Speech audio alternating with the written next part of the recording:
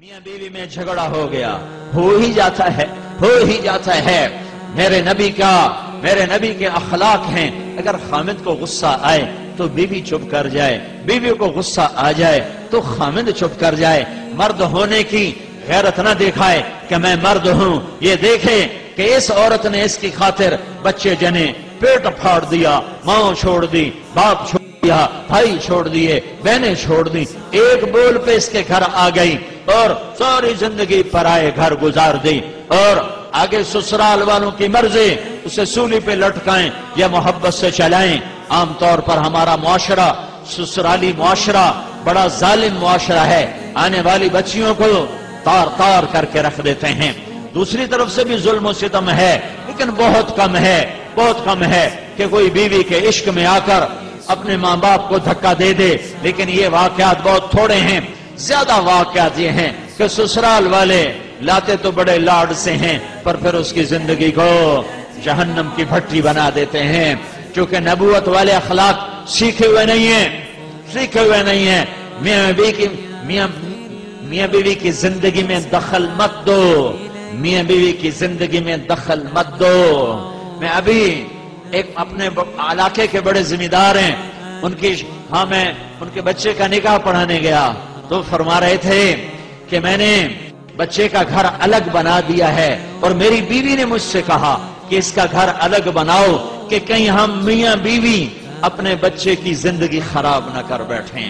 ہم تو گزار چکے ہیں، یہ دونوں اپنی زندگی گزاریں، کہیں ہماری دخل اندازی کی وجہ سے دونوں میاں بیوی کی زندگی خراب نہ ہو جائے۔ میں ان کو حیران ہو کے دیکھ رہا کہ کوئی دین کا علم نہیں ہے، لیکن بعضی شرافتیں ایسی ہوتی ہیں جو میرا رب فطرت میں ڈال دیتا ہے۔ بہت بڑے ذمہ دار ہیں، لیکن میں کہا میں قربان جاؤں تیرے اوپر میاں ظفر، تو نے کمال کر دیا کہ قاضی مولوی صاحب، میں نے کہا ہم دونوں کا، یہ میری بیوی نے مجھے کہا کہ ہم بچے کا گھر آباد کر رہے ہیں، کہیں ہماری وجہ سے ہمارے بیٹے کا گھر خراب نہ ہو، ہم اپنے گزار چکے ہیں، انہیں اپنے گزارنے دو۔ لیکن ایسی مائیں لاکھوں کروڑوں میں کوئی ایک ہوتی ہیں، ورنہ بڑی خوشیوں سے ڈولی لاتے ہیں اور پھر اپنے بد اخلاقی سے اپنے گھر کو انگارہ اور بھٹی بنا دیتے ہیں۔ میاں بیوی میں کھٹپٹ ہو جاتی ہے، ہوتی رہے گی۔ اے ایمان والو، میاں بیوی بچوں میں کھٹپٹ ہوتی رہے گی، جو جنت ہے نہیں ہے، دنیا ہے، ہوتی رہے گی۔ لیکن کیا کرنا ہے؟ مٹانا ہے، بڑھانا نہیں، مٹانا ہے، بڑھانا نہیں، روکنا ہے، اٹھانا نہیں ہے۔ کچھ لوگ ایسے بد فطرت ہوتے ہیں کہ وہ لڑکی والوں کو الگ ابھارتے ہیں، کچھ لڑکے والوں کو الگ ابھارتے ہیں، اور زندگیوں کو برباد کر کے پھر کہتے ہیں ویکھیا کیویں لڑایا۔ تو میرا اللہ کہہ رہا ہے اگر میاں بیوی میں کھٹپٹ ہو جائے، وہ دونوں کریں ایک دوسرے کو معاف اور کریں دلوں کو صاف، اور پھر ایک دوسرے کو دیں ہدایہ اور اپنی محبت کو واپس لے آئیں، تو اتنی بات پر میں ان کے پچھلے سارے گناہ معاف کر دوں گا۔ یہ کبھی سنا ہے تم نے؟ نماز پہ گناہ معاف ہوتے ہیں، روزے پر ہوتے ہیں۔ یہ بھی سن لو کہ میرا اللہ تمہیں محبت کے ساتھ رہنا کتنا پسند کرتا ہے، کہ اگر میاں بیوی جھگڑ پڑیں پھر صلح کر لیں تو اللہ تعالیٰ دونوں کے پچھلے گناہ معاف فرما دیتا ہے۔ علماء نے فرمایا کوئی شخص یوں کہے انشاءاللہ میرا یہ پلاٹ مسجد کے نام پہ وقف، تو یہ وقف ہو گیا انشاءاللہ۔ اگر اللہ چاہے تو، اللہ تو چاہتا ہے تم اللہ کے نام پہ دو، ٹھیک ہو گیا، کل سمجھ آئی؟